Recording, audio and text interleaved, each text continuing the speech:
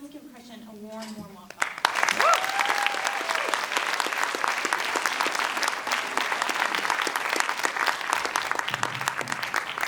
Hello, good morning. All I actually had was my imagination, which was a good thing, because even already when I was around 6 or 8, I started to tell stories to my friends, which was basically lies, which is a good way to start telling stories.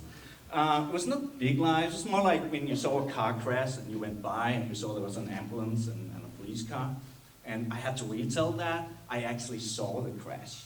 I actually saw the people flying through the windscreen. So it was kind of a lie, but it was not really. It was not to make myself interesting, it was to make the story more interesting. But as I grew up and I reached the age of 12, we were in the beginning of the 80s.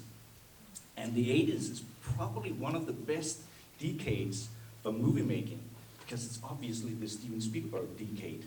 And I'm from that generation, so I grew up with all these fantastic films. It was everything from Indiana Jones, Back to the Future, Gremlins, all those kind of films. And they had kind of the same idea. They were all kind of, what can you say, escapistic movies, which very much had the adventure in them.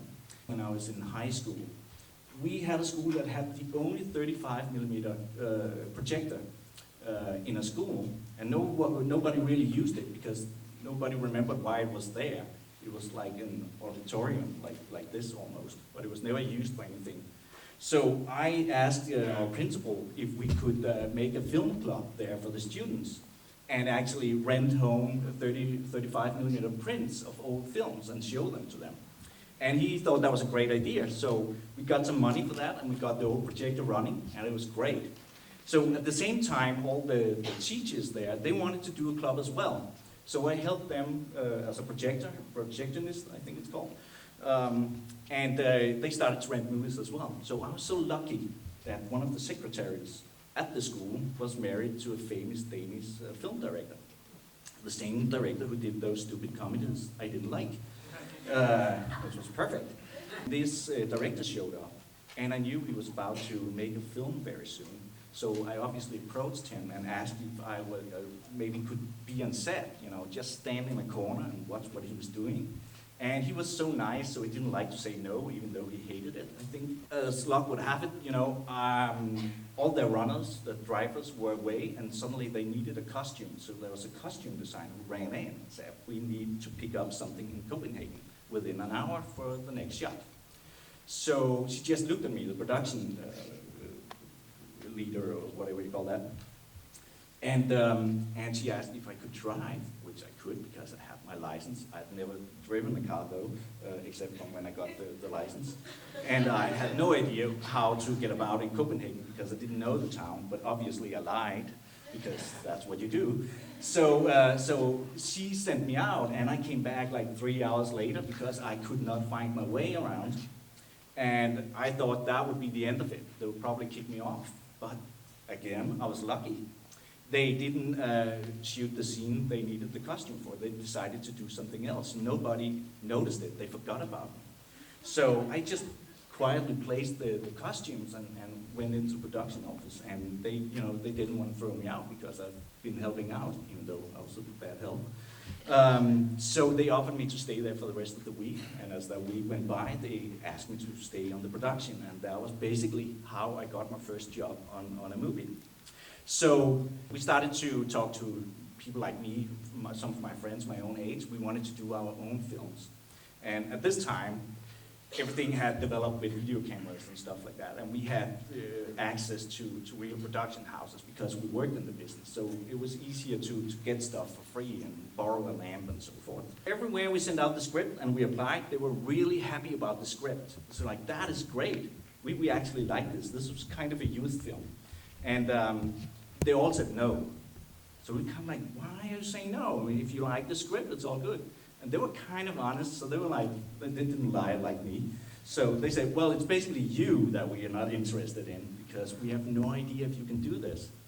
And to be honest, they were right. I had never done anything, so we had to find another way to do it. We put some rules on the project, And that would limit the cost of the film. First of all, we could not use trained actors because they're too expensive. We could not use talent in Denmark.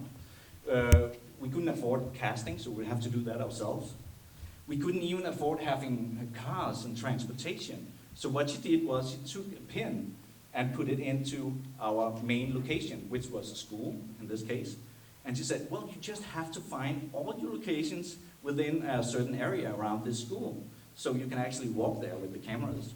And about the cameras, you cannot have professional cameras. You just use consumer cameras, because we have a couple of those in the drawer. If you can shoot it with that, it's great.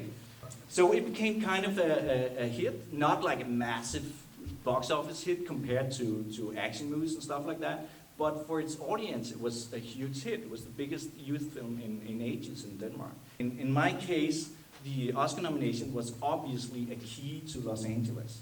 So going there, having an Oscar nom in your bag, kind of opens the doors to management and agencies and studios, because they all want to talk to you.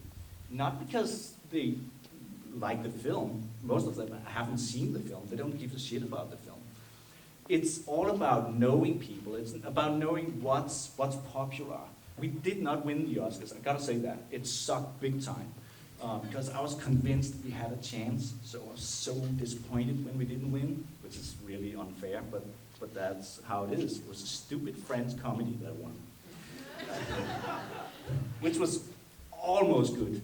So, no, it was a good film. It was all fair. Then I got a script called The Roommate, which was not a clever script. It was like a remake of Single White Female. I don't know if you know that one. It was like a 90s thriller.